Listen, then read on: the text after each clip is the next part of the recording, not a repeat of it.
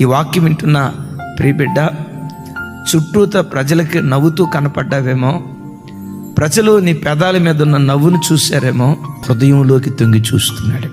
నీ దుఃఖాన్ని దేవుడు త్రాసులో తోస్తున్నాడు. ఎందుకు త్రాసులో తోస్తున్నాడో తెలుసా? శ్రమ నొందిన ఏండ్ల కొలది సమృద్ధినివ్వటానికి దేవుడు తోస్తున్నాడు. నువ్వు శ్రమ నొందిన ఏండ్లు దేవుడు లెక్కిస్తాడు. కన్నీళ్లు కార్చిన ఏళ్ళు లెక్కిస్తాడు. దుఃఖపడిన ఏళ్ళు లెక్కిస్తాడు.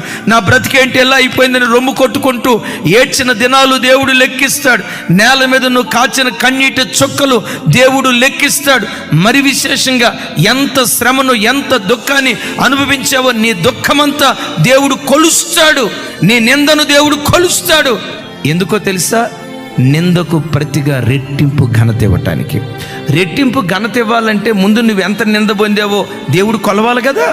అందుకనే ఈ రాత్రి వాక్యం వింటున్నా ఎలారా, నీ దుఃఖం వ్యర్థం కాదు, నీ కన్నీళ్ళు వ్యర్థం కాదు, నీ ప్రయాసం వ్యర్థం కాదు. గుండెల్లో దుఃఖ సముద్రం పెళ్ళుబుకుతూ చుట్టూతో వాళ్ళు చూస్తే ఏమనుకుంటారోనని నోట్లో గొడ్డ అడ్డం పెట్టుకొని, నోట్లో బట్ట కుక్కుకొని కుమిలి ఏడుస్తున్నావేమో. శుభవార్త, నీ దుఃఖాన్ని త్రాసులో తోస్తున్నాడు. యోబు దుఃఖాన్ని త్రాసులో తూసి రెండంతల ఘనత యోబుకి ఇవ్వలేదా? యోబు జీవితంలో దేవుడే కార్యం చేశాడు. ఈ రాత్రి వాక్యం వింటున్న నీ బ్రతుకులో కూడా నీ దుఃఖ దినాలు సమాప్తం చేసి నీ దుఃఖానికి ప్రతుగా రెండంతల ఆశీర్వాదం దేవుడు అనుగ్రహించును గాక.